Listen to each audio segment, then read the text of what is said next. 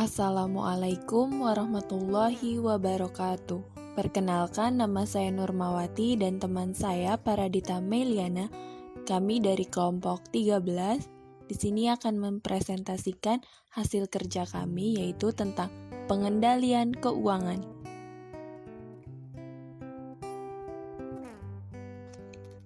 Pengertian pengendalian keuangan. Pengendalian keuangan merupakan upaya yang dilakukan agar investasi, alokasi biaya, dan perolehan laba berjalan sesuai dengan rencana perusahaan.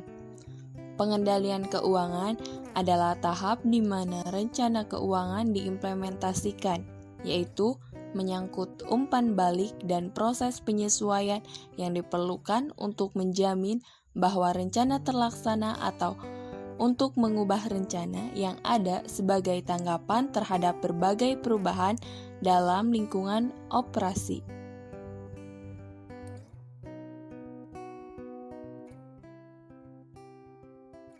Pengendalian keuangan menurut para ahli.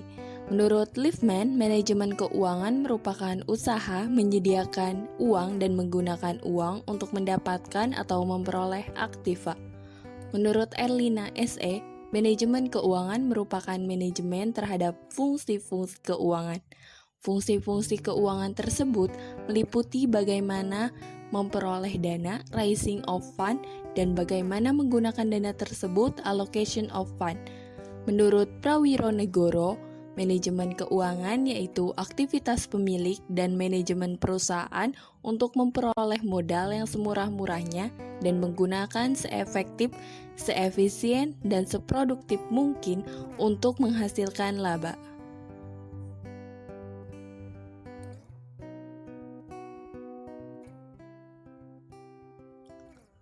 Pengawasan keuangan.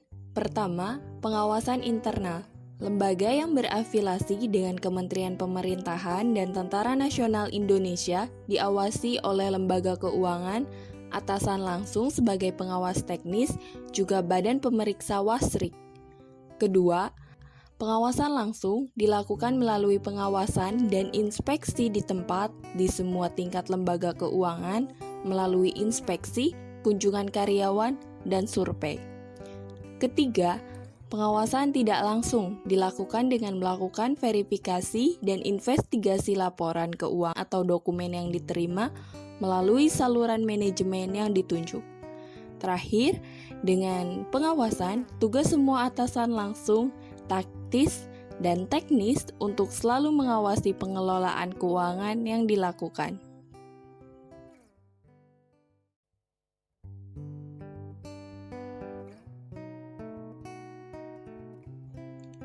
Fungsi manajemen keuangan. Pertama, alokasi dana, kegiatan yang menginvestasikan uang dalam berbagai aset. Kedua, pembiayaan, kegiatan yang memperoleh pembiayaan dari sumber internal dan eksternal perusahaan, termasuk kebijakan dividen. Ketiga, manajemen aset harus dikelola setelah dana diperoleh dan dialokasikan dalam bentuk aset seefisien mungkin.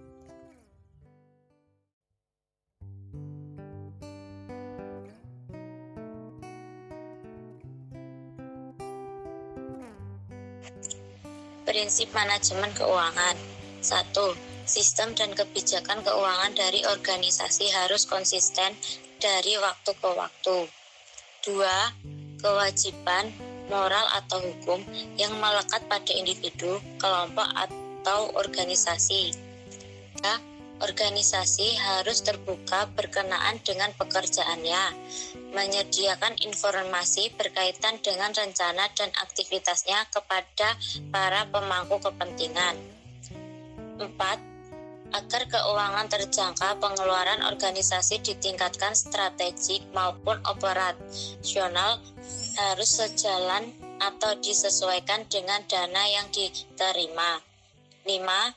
Dana melaksanakan kegiatan operasionalnya, individu yang terlibat harus mempunyai interaksi yang baik.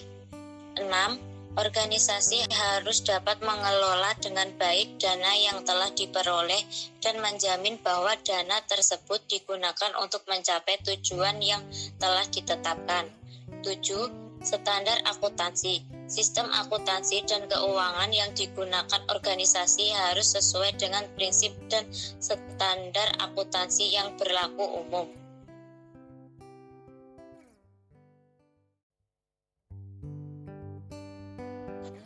Ruang lingkup manajemen keuangan. 1. Keputusan pendanaan. Kebijakan manajemen dalam mencari dana perusahaan. 2. Kebijakan investasi. Perusahaan mengenal keputusan investasi, aset tetap. 3. Keputusan pengelolaan aset. Kebijakan pengelolaan aset yang dimiliki secara efisien untuk mencapai tujuan.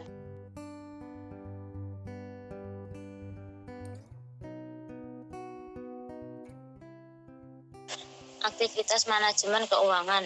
1. Aktivitas penggunaan dana, yaitu aktivitas untuk menginvestasikan pada berbagai aktiva. Alokasi dana berbentuk 1. Finansial aset. Aktiva finansial yaitu selembar kertas berharga yang mempunyai nilai pasar karena mempunyai hak memperoleh penghasilan, misalnya saham, sertifikat deposito, atau obligasi. Kedua, real asset, aktivitas real, yaitu aktivitas nyata seperti tanah, bangunan, peralatan. Yang kedua, aktivitas perolehan dana, yaitu aktivitas untuk mendapatkan sumber dana, baik dari sumber dana internal maupun sumber dana eksternal perusahaan. Ketiga, aktivitas pengelolaan aktiva, yaitu setelah dana diperoleh dan dialokasikan dalam bentuk aktiva, dana harus dikelola seefisien mungkin.